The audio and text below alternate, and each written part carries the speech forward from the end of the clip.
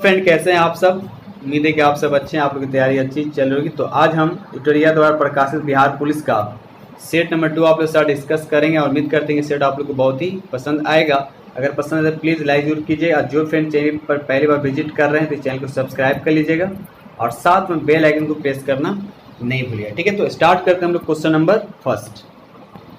चलिए, question number आपका first कहता है पढ़ना का क्रियाभेद। आपको बताना है पढ़ना जो है किस तरह की क्रिया है। देखिए, मैं किताब पढ़ता हूँ, थोड़ा सा देखिए, मैं किताब पढ़ता हूँ, इसका मतलब इसमें पढ़ना क्या हो गया आपका, पढ़ना आपको क्या हो गया, पढ़ना के बाद क्या, किताब क्या हो गया, कर्म हो गया ना। तो जो कर्म रखता है वो क्या होता है, सकर्मक क्रिया होता है। राइट आंसर आपका क्या हो जाएगा, बी हो जाएगा। जैसे हमने बोला टहलना, टहलना की अगर हम बात करते हैं, टहलना क्या हो जाए आपका अकर्मक क्रिया। जैसे मैं टहलता हूँ या मैं नदी किनारे टहलता हूँ या रोड के किनारे टहलता हूँ, तो यहाँ पर रोड जो हो गया वो आपका ये कर्म नहीं है, इसलिए टहलना यहाँ पर क्या हो जाएगा, अकर्मक क्रिया हो जाएगा। क्वेश्चन नंबर आपका 2 कहता है पयोधी जो है, पयोधी समानार्थी शब्द आपको बताना है किसका समानार्थी शब्द। इसका राइट आंसर आपका डी हो जाएगा, यानी ये समुद्र का समानार्थी शब्द। याद रखिएगा, समुद्र का समानार्थी शब्द। क्वेश्चन नंबर यहाँ पे 3 कहता है अधिकरण कारक के चिन्ह आपको बताने, तो यहाँ पर राइट आंसर आपका डी हो जाएगा, यानी अधिकरण कारक के चिन्ह कौन है, में और पर। क्वेश्चन नंबर यहाँ पे 4 कहता है कि वृद्धि का विलोम बताना है। वृद्धि का आपका विलोम बताने के, इसका विलोम क्या होता है, यहाँ पर राइट आंसर आपका डी हो जाएगा, यानी 6 इसका राइट आंसर हो जाएगा। क्वेश्चन नंबर 5 कहता है कि शैशव शब्द में से बना संज्ञा आपको बताना कौन सा ही संज्ञा होगा। इसका राइट आंसर आपका ये होगा, नहीं भाववाचक संज्ञा। भाववाचक संज्ञा किसे बोलते हैं, इसको सिर्फ फील कर सकते हैं, महसूस कर सकते हैं, जैसे बुढ़ापा, बचपन, मिठास, बुराई, ये सब क्या हो जाएगा आपका भाववाचक संज्ञा होगा।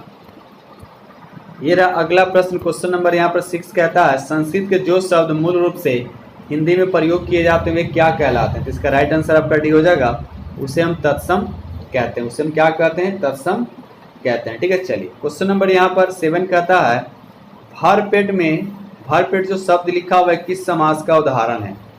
ये हो गया अवयवी भाव समास। अवयवी भाव समास किसे कहते हैं, जिसमें प्रथम पद जो होता है वह अवयव होता है। यहाँ पर जो भर पेट में जो भर लिखा हुआ है ना, यह उपसर्ग हो गया, यानी अवयवी भाव समास किसे बोलते हैं, इससे प्रथम पद जो होता है क्या होता है, उपसर्ग होना चाहिए। क्या होना चाहिए, उपसर्ग होना चाहिए। तो यहाँ पर भर जो हो गया आपका उपसर्ग हो गया। ठीक है, चलिए क्वेश्चन नंबर यहाँ पे 8 कहता है कवि का स्त्रीलिंग बताना है। कवि का स्त्रीलिंग क्या हो जाएगा, तो यहाँ पर राइट आंसर आपका डी हो जाएगा, कवित्री होगा। दोस्त पहले क्या कीजिए, खुद से पहले आप लोग प्रैक्टिस कीजिएगा। आप लोग 80 में कितने सही करते हैं, खुद से प्रैक्टिस कीजिए और कमेंट्स में जरूर बताइए कि आप 80 में कितने स्कोर कर रहे हैं। ठीक है, ये रहा क्वेश्चन नंबर आपका 9 कहता है हिंदी भाषा में कुल कितने व्यंजन हैं। बिल्कुल इजी क्वेश्चन है, तो राइट आंसर आपका 3 हो जाएगा। क्वेश्चन नंबर 10 कहता है त का उच्चारण बताना है। त का उच्चारण बताएं, राइट आंसर आपका क्या हो जाएगा, दंत। ठीक है, याद रखिए दंत से इसका उच्चारण होता है त। ठीक है, चलिए अब यहाँ से इंग्लिश से स्टार्ट हो रहा है। क्वेश्चन नंबर यहाँ पे 11 में कहता है fill in the blanks with suitable आपका जिरंड भरना है यहाँ पे। ठीक है, जिरंड भरना है। यहाँ पर आपको बताना है कि यहाँ पे कौन सा जिरंड होगा। तो यहाँ पर देखा है, तो यहाँ पर दे रखा आई एम अभस्ट, आइए आपका प्री पोजिशन है, जिसके बाद जो भी आपका वर्ब आएगा उसमें आईएनजी लगा हुआ होगा। यहाँ बस आपको दिख रहा है कि एक ही वर्ड यहाँ पर डी है जिसमें आईएनजी क्या है, लगा होता है। राइट आंसर आपका क्या हो जाएगा, डी हो जाएगा। क्वेश्चन नंबर यहाँ पे 12 कहता है fill in the blanks with suitable rights homophones आपको सुटेबल भरने। यहाँ पर राइट आंसर क्या हो जाएगा, तो यहाँ पर है तो राइट आंसर आपका बी हो जाएगा, पॉज इसका राइट आंसर हो जाएगा। पॉज, पॉज ऑफ कैट्स का मतलब होता है बिल्लियों की पंजे, तो यहाँ पर आपका paws of cats are sharp, इसका राइट आंसर क्या हो जाएगा, आपका बी हो जाएगा। क्वेश्चन नंबर यहाँ पे 13 कहता है find the suitable adjective of given words. देखिए यहाँ लिखा हुआ अफेक्शन लिखा, अफेक्शन क्या है, यहाँ पर नाउन है, क्या है, नाउन। अफेक्टेड बात करें इससे तो वर्ड बना, लेकिन ये क्या है आपका, ये आपका हो गया आपका वर्ब हो गया। ये क्या हो गया, आपका वर्ब हो गया। अफेक्शनली की बात करते ये एडवर्ब हो गया। ये क्या हो गया, आपका एडवर्ब है। तो यहाँ पर एक दे रखा अफेक्शनेट जो दे रखा है, यहाँ पर ऑप्शन बी यहाँ पर क्या एडजेक्टिव है। तो राइट आंसर आपका क्या हो जाएगा, बी हो जाएगा। क्वेश्चन नंबर यहाँ पे 14 कहता है fill in the blanks with suitable participle. आपको सुटेबल पार्टिसिपल यहाँ पर फिल करना है। यहाँ पर क्या होगा, तो आप देख रहे हैं हिज स्पीच वॉज के बाद क्या आएगा, तो यहाँ पर आपका डी आएगा, यानी स्पेल बॉन्ड। स्पेल बॉन्ड का मतलब होता है मंत्र मुग्ध होता है। तो यहाँ पर राइट आंसर आपका डी हो जाएगा। ये रहा क्वेश्चन नंबर आपका 15 कहता है यहाँ पर आपको बताना है अप्रोप्रिएट प्रीपोजिशन यहाँ आपको फिल करना है। ठीक है, तो यहाँ पर देखा जाए कि वह ही ट्रेवल्स कार, मतलब वह कार से क्या करता है, ट्रेवल करता है। तो किसी हो, जैसे कार हो, बाईसाइकिल हो, बाइक हो, प्लेन हो, अगर उसके पहले कोई आर्टिकल नहीं होता है उसके पहले हमेशा बाई का प्रयोग किया, जैसे by plane, by plane, by bike, by train, इस सब के पहले क्या लगेगा, बाई लगेगा। ठीक है, तो राइट आंसर आपका क्या हो जाए, यहाँ पर बी हो जाए। आगे बढ़ते हम लोग अगले प्रश्न की तरफ। क्वेश्चन नंबर यहाँ पर 16 कहता है fill in the blanks with suitable articles. यहाँ पर सुटेबल आर्टिकल्स भरना। आर्टिकल आपको क्या होता है, ए होता है, एन होता है और द होता है। ठीक है, तो देखिए लेट्स अस प्ले चेस। अब यहाँ पर देखिए क्या होगा, तो यहाँ पर खास बात हो रहा है। तो यहाँ पर राइट आंसर पर क्या होगा, चेस के पहले क्या होगा, यहाँ पर आपका द लगाने पड़ेंगे आर्टिकल्स में द, तो डी आपका करेक्ट आंसर हो जाएगा। ये रहा क्वेश्चन नंबर आपका 17 कहता है कि यूज द करेक्ट एंटोनिम्स, मतलब opposite word for the bold word. यहाँ पर प्रीति जो दे रहा है, प्रीति मतलब क्या होता है, सुंदर होता है। इसका उल्टा क्या होगा, क्रूप होगा। तो राइट आंसर यहाँ पर अगली हो जाएगा। ठीक है, चलिए क्वेश्चन नंबर यहाँ पे 18 कहता है change the flowing nouns into verb. ये आपका नाउन दे रखा है, इसको वर्ब में कन्वर्ट करना है। इसको क्या चीज कन्वर्ट, वर्ब बताना है। तो अप्लीकेंट भी यहाँ भी आपका क्या नाउन है, ये अप्लियंस भी यहाँ पर ये नाउन है। अप्लीकेबल क्या है, ये आपका एडजेक्टिव है। ये क्या आपका एडजेक्टिव है। यहाँ पर बी आपका राइट आंसर होगा। अप्लाई जो आपका क्या है, वर्ब। याद रखिएगा अप्लाई क्या हो गया आपका, वर्ब। अप्लीकेशन का मतलब होता है आवेदन और अप्लाई का मतलब होता है आवेदन करना। क्वेश्चन नंबर यहाँ पे 19 कहता है fill in the blanks with right infinitive आपको भरना है। ठीक है, दे रखा it is not easy, it is not easy. उसके बाद यहाँ पर हो जाएगा to please all people. Right answer यहाँ पर क्या हो जाएगा आपका, डी हो जाएगा। दोस्तों वीडियो अच्छा लग रहा है तो प्लीज़ लाइक जरूर कीजिएगा, और जो फ्रेंड चैनल पहली बार विजिट करें चैनल को सब्सक्राइब कर लीजिएगा और साथ में बेल आइकन को प्रेस करना नहीं भूलें, क्योंकि जो भी वीडियो अपलोड करेंगे उसका नोटिफिकेशन आप लोग को मिल जाएगा। चलिए बढ़ते हैं अगले प्रश्न की तरफ। क्वेश्चन नंबर 20 कहता है कि write the correct plural form of the given word. जैसे यहाँ थीप लिखा हुआ, थीप का आपका प्लूरल बताना। तो यहाँ पर राइट आंसर आपका क्या हो जाएगा, सी होगा, यानी थीप्स इसका प्लूरल होगा। ठीक है, आप लोग कमेंट्स में बताइए कि वर्टेक्स जो होता है VERTEX, वर्टेक्स का प्लूरल कमेंट्स में बताइएगा। वर्टेक्स जो वर्ड है VERTEX, इसका प्लूरल आपको कमेंट्स में जरूर बताइएगा। चलिए आगे बढ़ते हम लोग अगले प्रश्न की तरफ। ये रहा क्वेश्चन नंबर आपका 21 कहता है निम्नलिखित में कौन से विटामिन की कमी के कारण स्कर्वी रोग होता है। यानी किस विटामिन की कमी से क्या होता है, स्कर्वी रोग होता है। ये आपसे पूछा जाता है, आपको पहले पता होगा। यानी विटामिन सी, यानी विटामिन सी के कारण क्या होता है, स्कर्वी रोग होता है। स्कर्वी रोग का मतलब दांतों से क्या होता है, ब्लीडिंग होना स्टार्ट हो जाता है। ठीक है, स्कर्वी रोग ऐसी बीमारी है जो आपके आहार विटामिन सी की कमी के कारण होता है। ठीक है, विटामिन सी सबसे ज़्यादा किसमें पाया जाता है, इससे खट्टे चीज़ हो गए, लेमन हो गया, ये सब चीज़ें में क्या होता है, पाया जाता है। ठीक है, और विटामिन सी का जो विटामिन सी इसका रासायनिक नाम क्या तैयार है, एस्कॉर्बिक एसिड भी इसको कहा जाता है। आगे बढ़ते हम लोग अगले प्रश्न की तरफ। क्वेश्चन नंबर यहाँ पे 22 कहता है कि मानव शरीर में सबसे लंबी अस्थि आपसे पूछा, अस्थि मतलब हड्डी पूछा जा रहा है।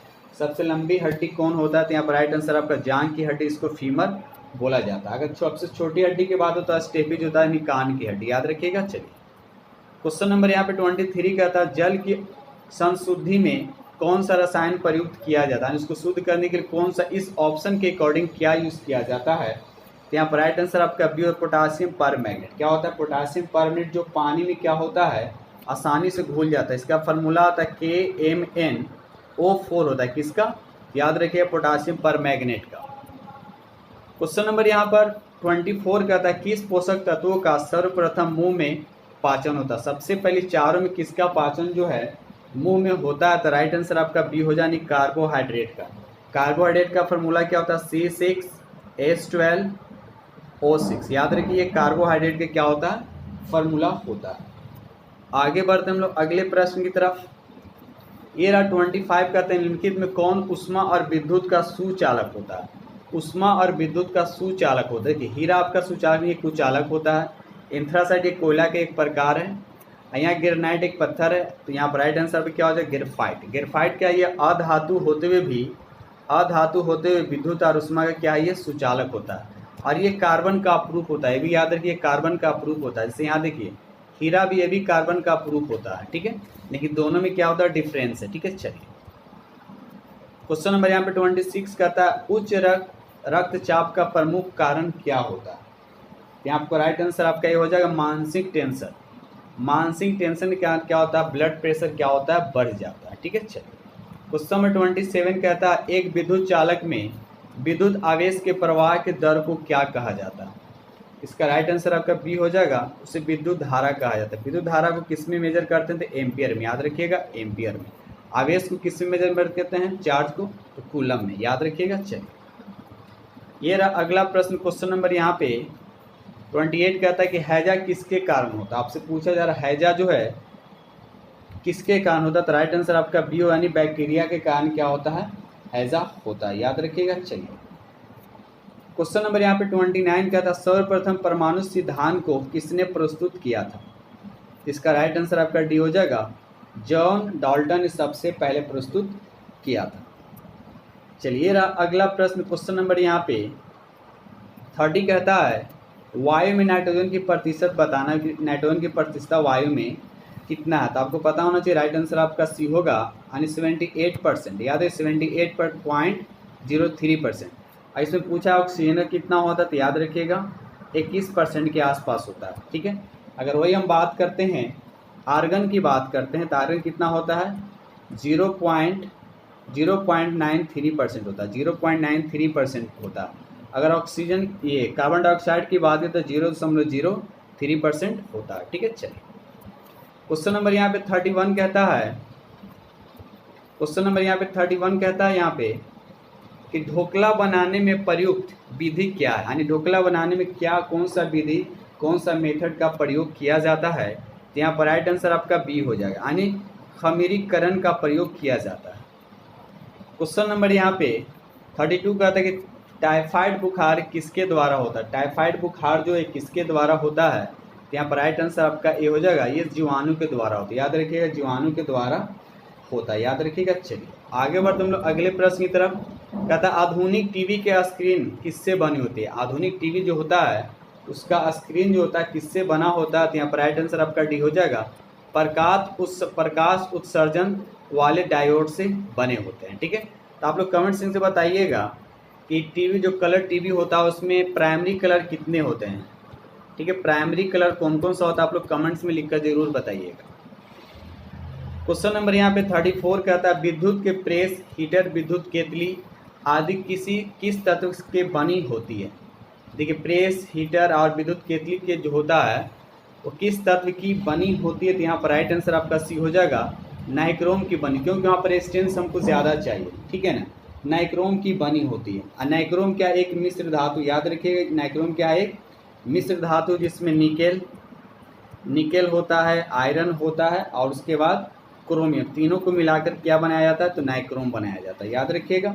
उसी तरह जर्मन सिल्वर की बात करें तो भी आपका क्या है मिश्र धातु, इसमें जस्ता मिलाकर तांबा और जस्ता को मिलाकर बनाया जाता है, ठीक है। चलिए आगे बढ़ते हम लोग अगले प्रश्न की तरफ। क्वेश्चन नंबर यहाँ पे 35 कहता है ब्रूसेलोसिस नामक बीमारी का कारक क्या है। कारण क्या है, इसका राइट आंसर आपका ए हो जाए, ये भी जीवाणु के कारण होता है, याद रखिएगा जीवाणु के कारण होता है। क्वेश्चन नंबर यहाँ पे 36 कहता है निम्नलिखित में कौन सा विषाणु अति संक्रमण रोग चेचक के लिए जिम्मेदार है। तो यहाँ पर राइट आंसर आपका सी हो जाएगा, क्या हो जाएगा सी, यानी वेरिसेला विषाणु, याद रखिए वेरिसेला विषाणु आपका राइट आंसर हो जाएगा। बढ़ते हम लोग अगले प्रश्न की तरफ। क्वेश्चन नंबर यहाँ पे 37 कहता है निम्नलिखित में से दिल्ली के किस सुल्तान ने ब्राह्मणों पर पहली बार जजिया कर लगाया। ठीक, तो ब्राह्मणों पर जजिया कर लगाने वाला शासक का नाम था फिरोज शाह तुगलक। तो राइट आंसर आपका क्या हो जाएगा, बी हो जाएगा, यानी फिरोज शाह तुगलक आपका राइट आंसर हो जाएगा, ठीक है। चलिए आगे बढ़ते हम लोग अगले प्रश्न की तरफ। क्वेश्चन नंबर यहाँ पे 38 कहता है निम्नलिखित में से कौन सा वक्र कर की दरों और तथा सरकारी राजस्व के बीच संबंध को दर्शाता है। यहाँ पर राइट आंसर आपका ए हो जाएगा लाफर वक्र, याद रखिए लाफर वक्र। क्वेश्चन नंबर यहाँ पे 39 कहता है दोदा बेटा चोटी निम्नलिखित में से कौन सी पहाड़ी श्रृंखला पर स्थित है, यानी किस पहाड़ी श्रृंखला पर ये स्थित है। इसका राइट आंसर आपका बी हो जाए, नीलगिरी पहाड़ियों पर स्थित है। इसकी ऊंचाई की अगर हम बात करते हैं तो इसकी ऊंचाई जो है 2637 मीटर इसकी ऊंचाई है। क्वेश्चन नंबर यहाँ पर 40 कहता है भारत का राष्ट्रपति अपना त्याग पत्र किसे सौंपता है। भारत का राष्ट्रपति जो अपना त्याग पत्र जो है किसे सौंपता है, तो राइट आंसर आपका सी हो जाएगा, यानी उपराष्ट्रपति को सौंपता है। याद रखिए उपराष्ट्रपति को सौंपता है। ठीक है, अब इसे हटाने की प्रक्रिया क्या थी, याद है इस पर महाभियोग द्वारा इसे हटाने की प्रक्रिया है। और किस अनुच्छेद के तहत, याद रखिए 61 अनुच्छेद के तहत। क्वेश्चन नंबर यहाँ पर 41 कहता है बक्सर का युद्ध किस किस के बीच हुआ। आपको पूछा है बक्सर का जो युद्ध हुआ है किन किन के बीच हुआ है, तो इसका राइट आंसर आपका फर्स्ट हो जाएगा, मीर कासिम और अंग्रेजों के बीच। मीर कासिम और अंग्रेजों के बीच। तो अंग्रेजों उस वक्त अंग्रेज का सेनापति कौन था, तो हेक्टर मुनरो। याद रखिए हेक्टर मुनरो। तो अब ये बक्सर के युद्ध की बात हो रहा था। बक्सर का युद्ध कब हुआ, तो 1764 ईस्वी। ठीक है, याद रखिए 1764 ईस्वी में। क्वेश्चन नंबर यहाँ 42 कहता है बिंबिसार किस वंश का राजा था। बिंबिसार जो है किस वंश का राजा था, तो इसका राइट आंसर आपका ये हो जाएगा, ये हर्यक वंश का राजा था। याद रखिए हर्यक वंश का राजा था। क्वेश्चन नंबर 43 कहता है कि राजा भोज निम्नलिखित में से किस राजवंश से संबंधित है। तो इसका राइट आंसर आपका बी हो जाएगा, ये परमार राजवंश से संबंधित है। याद रखिएगा राजा भोज। ठीक है, चलिए क्वेश्चन नंबर यहाँ पर 44 कहता है पृथ्वी का एकमात्र प्राकृतिक उपग्रह है। ठीक है, पृथ्वी का एकमात्र प्राकृतिक उपग्रह है वो कौन है, तो इसका राइट आंसर आपका डी हो, इसका नाम है चंद्रमा। अच्छा एक बात और याद रखिए, पृथ्वी से चंद्रमा का लगभग कितना भाग दिखाई देता है, तो याद रखिएगा 57% के आसपास, यानी 57% के आसपास दिखाई देता है। आइए पृथ्वी की एक परिक्रमा जो है 27 दिन और 8 घंटे में क्या करता है, कंप्लीट कर लेता है। ठीक है, चलिए ये रहा क्वेश्चन नंबर आपका 45 कहता है निम्नलिखित में से किस सिख गुरु ने गुरुमुखी लिपि की शुरुआत की है। यहाँ पर राइट आंसर आपका ये हो जाएगा गुरु अंगद। याद है गुरु अंगद ने गुरुमुखी लिपि की शुरुआत की। याद रखिएगा। चलिए क्वेश्चन नंबर यहाँ पर 46 कहता है 2011 के जनगणना के अनुसार भारत में निम्नलिखित में से किस राज्य में लिंगानुपात सबसे अधिक यानी सर्वाधिक है। तो यहाँ पर देखिए ऑप्शन के अकॉर्डिंग यहाँ पर आपका तमिलनाडु हो जाएगा। ऐसे सबसे ज़्यादा किस राज्य का, तो केरल का होता है, उसके बाद आता है तमिलनाडु का। तो कितना है, तो 996। तो ऑप्शन के अकॉर्डिंग यहाँ पर बी होगा। लेकिन आप याद रखिएगा कि किस राज्य का लिंगानुपात जो है सबसे अधिक होता है, तो याद रखिएगा केरल का। केरल का कितना है, तो 1084। ठीक है, चलिए क्वेश्चन नंबर यहाँ पर 47 का था भारत का विशालतम क्षेत्रफल वाला राज्य यानी सबसे ज़्यादा जमीन एरिया किसके पास है, तो राइट आंसर आपका डी हो जाएगा, यानी राजस्थान के पास सबसे ज़्यादा राजस्थान, उसके बाद मध्य प्रदेश, उसके बाद महाराष्ट्र, उसके बाद उत्तर प्रदेश।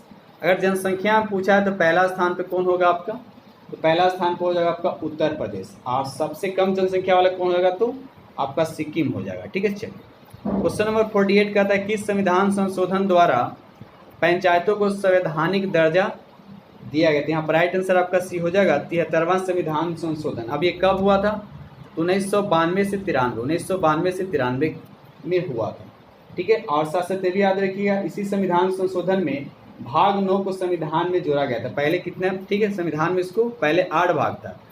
ठीक है, लेकिन 73वां संविधान संशोधन 1992 से 93 में 9वां संविधान संशोधन को 9वां भाग को संविधान में जोड़ा गया। ठीक है, चलिए क्वेश्चन नंबर यहाँ पर 49 कहता है गांधी इरविन समझौता किस वर्ष हुआ था। गांधी इरविन समझौता जो है किस वर्ष हुआ था, इसका राइट आंसर आपका सी हो जाएगा 1931 ईस्वी में हुआ था। और इसी समझौता के तहत कांग्रेस को सविनय अवज्ञा आंदोलन स्थगित करना पड़ा। क्वेश्चन नंबर यहाँ पर 50 कहता है राज्यसभा धन विधेयक को कितने दिनों के लिए लंबित कर सकती है।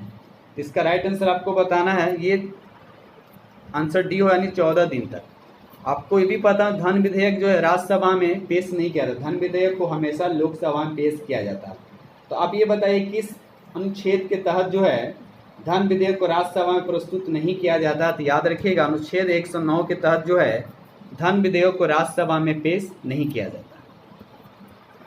क्वेश्चन नंबर यहाँ पर 51 कहता है कि वह दर जिस पर बैंक भारतीय रिजर्व बैंक को ऋण देते हैं क्या कहलाता है? तो इसका राइट आंसर आपका सी हो जाएगा, उससे रिवर्स रेपो दर कहा जाता है। क्वेश्चन नंबर यहाँ पर 52 कहता है कि रथ यात्रा प्रसिद्ध त्योहार आपको बताना है कि कहाँ का है। इसका राइट आंसर आपका ये हो जाए, ये पूरी। पूरी कहाँ पड़ता है, किस राज्य में थी? उड़ीसा में, याद रखिए उड़ीसा में है। ठीक है, चलिए क्वेश्चन नंबर 53 कहता है इजराइल के संसद का नाम पूछा जा रहा है। इजराइल के संसद का नाम आपसे पूछा, तो यहाँ पर राइट आंसर आपका बी हो जाएगा, निसेट। याद रखिए निसेट। अगर यहाँ पर डाइट की बात करते थे, ये जापान का है। कहाँ का है? जापान का। अगर हम मजलिस की बात करते हैं तो ये हो गया आपका ईरान का। और नेशनल पंचायत की अगर बात करते थे, ये पाकिस्तान का क्या संसद का नेम है। क्वेश्चन नंबर यहाँ पर 54 कहता है उत्तर मीमांसा दर्शन के प्रवर्तक कौन थे? बिल्कुल इजी क्वेश्चन। तो यहाँ पर राइट आंसर आपका डी हो जाएगा, बादरायन। याद रखिए बादरायन जो है इसके प्रवर्तक थे, याद रखिएगा। चलिए क्वेश्चन नंबर 55 कहता है कि पंचायतों को संवैधानिक आधार प्रदान करने की सिफारिश सर्वप्रथम किस समिति में थी? किस समिति में थी? इसका राइट आंसर आपका सी हो जाएगा, लक्ष्मीमल सिंघवी समिति में। याद है लक्ष्मीमल सिंघवी समिति में। बढ़ते हम लोग अगले प्रश्न की तरफ। क्वेश्चन नंबर यहाँ पर 56 कहता है भारत का सबसे दक्षिणतम यानी दक्षिणतम बिंदु इंदिरा पॉइंट की दूरी आपसे पूछा जा रहा है किससे? भूमध्य रेखा से कितनी दूरी है? याद रखिए इसका राइट आंसर आपका सी हो जाएगा, 876 किलोमीटर। याद रखिए 876 किलोमीटर।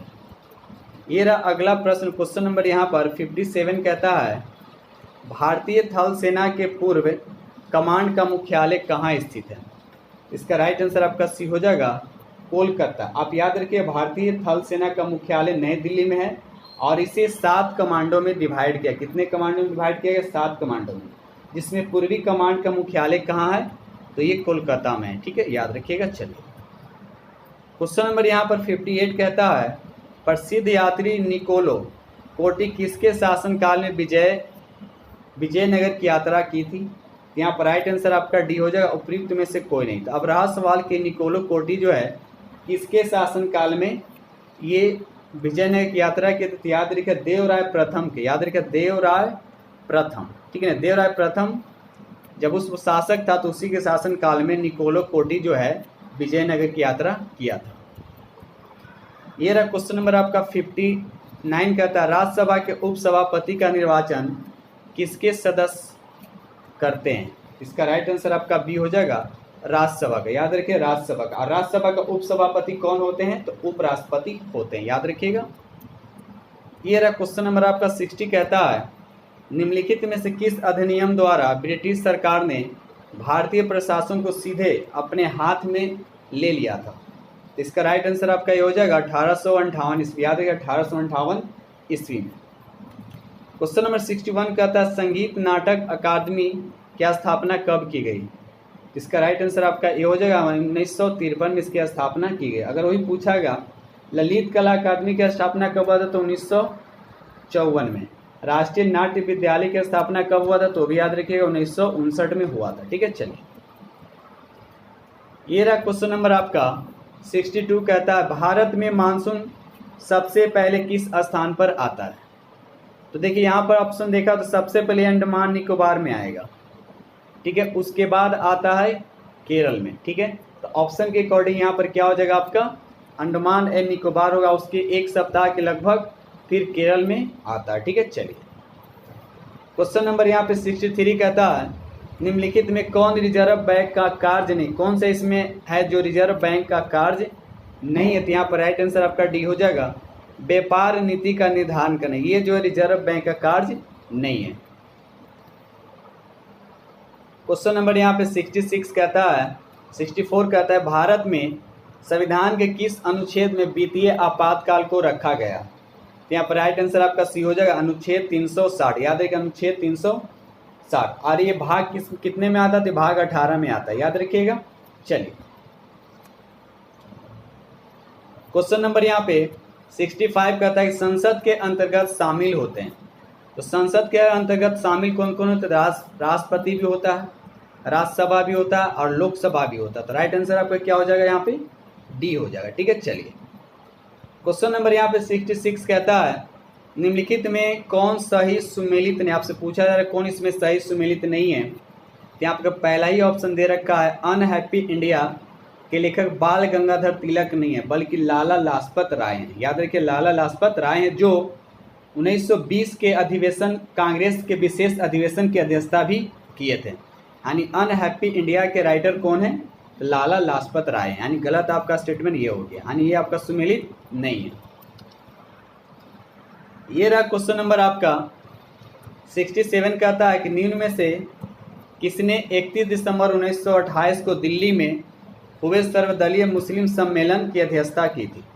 यहाँ पर राइट आंसर आपका ए हो जाएगा, यानी आगा खां। याद रखिएगा आगा खां। ठीक है, चलिए ये रहा अगला प्रश्न। क्वेश्चन नंबर यहाँ पे 68 कहता है कि भारतीय अंतर्देशीय जलमार्ग प्राधिकरण का गठन किस वर्ष हुआ था? यहाँ पर राइट आंसर आपका ए हो जाएगा 1986 में। इसका राइट आंसर आपका हो जाएगा 1986 में। चलिए रहा क्वेश्चन नंबर आपका 69 कहता है शेयर बाजार का नियामक संस्था, आपको बताना शेयर बाजार का नियामक संस्था कौन है? तो यहाँ पर राइट आंसर आपका बी हो जाएगा, सेबी हो जाएगा। याद रखिए सेबी। और सेबी की स्थापना कब हुई? कभी भी पूछ दिया जाता है। तो ये 12 अप्रैल 1988, याद रखिए 12 अप्रैल 1988 को सेबी का स्थापना हुआ। लेकिन इसको वैधानिक मान्यता जो मिला है, ये भी याद रखिए वैधानिक इसको मान्यता मिला है 30 जनवरी 1992 को। याद रखिएगा। चलिए क्वेश्चन नंबर यहाँ पर 70 कहता है कि भारत में उपभोक्ता संरक्षण अधिनियम की घोषणा कब हुई थी? इसका राइट आंसर आपका बताना कब हुई। इसका राइट आंसर आपका ए हो जाएगा 1986 में। याद रखिए 1986 इसका राइट आंसर हो जाएगा। क्वेश्चन नंबर यहाँ पे 71 कहता है न्यूयॉर्क पुलिस विभाग में सर्वोच्च पद हासिल करने वाली पहली दक्षिण एशियाई महिला कौन बन गई है? तो इसका राइट आंसर आपका सी हो जाएगा प्रतिमा भुल्लर माल्डोनाडो। इसका राइट आंसर हो जाएगा। चलिए रहा अगला प्रश्न। क्वेश्चन नंबर यहाँ पे 72 कहता है कि हाल ही में बुजुर्गों को हवाई यात्रा के द्वारा तीर्थ दर्शन कराने वाले देश का प्रथम राज्य कौन बन गया है? तो यहाँ पर राइट आंसर आपका सी हो जाए, मध्य प्रदेश। याद रखिएगा मध्य प्रदेश बन गया है। क्वेश्चन नंबर यहाँ पे 73 कहता है कि 25 मई 2023 को किस राज्य के मुख्यमंत्री ने राज्य को पूर्ण ई गवर्नेंस राज्य घोषित किया? तो इसका राइट आंसर आपका ये हो जाएगा, यानी केरल इसका राइट आंसर हो जाएगा। क्वेश्चन नंबर यहाँ पे 74 कहता है कि यूनेस्को की घोषणा के अनुसार कौन सा देश जुलाई में फिर से यूनेस्को में शामिल होगा? इसका राइट आंसर आपका डी हो जानी अमेरिका। याद रखिए अमेरिका फिर से क्या हो जाएगा, शामिल हो जाएगा। बढ़ते हम लोग अगले प्रश्न की तरफ। क्वेश्चन नंबर 75 कहता है कि प्रधानमंत्री नरेंद्र मोदी ने लिटिल इंडिया गेटवे की आधारशिला किस देश में रखी है? किस देश में रखी? तो इसका राइट आंसर आपका बी हो जाएगा, ऑस्ट्रेलिया में रखी। याद रखिए ऑस्ट्रेलिया में रखी है। क्वेश्चन नंबर यहाँ पर 76 कहता है राष्ट्रीय होम्योपैथिक सम्मेलन यानी होमोकॉन 2023 का आयोजन किस शहर में किया गया? इसका राइट आंसर आपका बी हो जाएगा, ये देहरादून में किया है। कहाँ किया गया? ये देहरादून में। देहरादून कहाँ थी? ये उत्तराखंड में। याद रखिएगा। चलिए क्वेश्चन नंबर यहाँ पर 77 कहता है किस पूर्व क्रिकेट को त्रिपुरा टूरिज्म के ब्रांड एम्बेसडर के रूप में नामित किया गया? किस पूर्व क्रिकेटर को? तो आपको बताने इसके राइट आंसर क्या हो जाता है। राइट आंसर आपका डी हो जाएगा, सौरव गांगुली को। याद रखिए सौरव गांगुली को। ये रहा क्वेश्चन नंबर आपका 78 कहता है भारतीय नौसेना और किस देश की नौसेना के बीच द्विपक्षीय अभ्यास अल मोहेद अल हिंदी 2023 का आयोजन किया गया? तो यहाँ पर राइट आंसर आपका बी हो जाए, सऊदी अरब राइट आंसर आपके हो जाएंगे। चलिए रहा क्वेश्चन नंबर आपका 79 कहता है भारतीय नौसेना ने अपनी पहली स्वदेशी बोट का पहला समुद्री परीक्षण गोवा से मुंबई के बीच किया, तो उसका नाम क्या है? इसका राइट आंसर आपका बी हो जाएगा, यानी फास्ट इंस्पेक्टर। याद रखिए फास्ट इंस्पेक्टर का पहला समुद्री परीक्षण कहाँ से, गोवा से कहाँ तक किया गया? तो मुंबई तक। याद रखिएगा। चलिए ये रहा अगला प्रश्न। क्वेश्चन नंबर यहाँ पर 80 कहता है वर्ष 2024 में क्वाड शिखर सम्मेलन की मेजबानी किस देश द्वारा की जाएगी? तो इसका राइट आंसर आपका ये हो जाएगा, यानी भारत के द्वारा की जाएगी। चलिए रहा क्वेश्चन नंबर 81 कहता है किस देश ने अपने पर्यटन उद्योगों को पुनर्जीवित करने के लिए 2025 में विशेष पर्यटन वर्ष घोषित किया है? तो यहाँ पर राइट आंसर आपका सी हो जाएगा, राइट आंसर आपका नेपाल हो जाएगा। क्वेश्चन नंबर यहाँ पर 82 कहता है कि गृह लक्ष्मी योजना और अन्य भाग्य योजना किस राज्य ने फिर से शुरू कर दी है। तो इसका राइट आंसर आपका डी हो, यानी कर्नाटक ने फिर से क्या किया है, शुरू कर दिया। ठीक दोस्तों, इस तरह से हमने आप लोग के साथ 82 MCQ डिस्कस किया हूँ और उम्मीद करता हूँ कि ये आप लोग को बहुत ही अच्छा लगा। और अच्छा लगे तो प्लीज़ लाइक ज़रूर कीजिएगा, और जो फ्रेंड चैनल पे पहली बार विजिट करें चैनल को सब्सक्राइब कर लिए और साथ में बेल आइकन को प्रेस करना नहीं भूलें। ठीक है दोस्तों, इसी के साथ हम वीडियो करते हैं समाप्त और मिलते हैं आप लोग से नेक्स्ट वीडियो में। तब तक के लिए थैंक यू वेरी मच।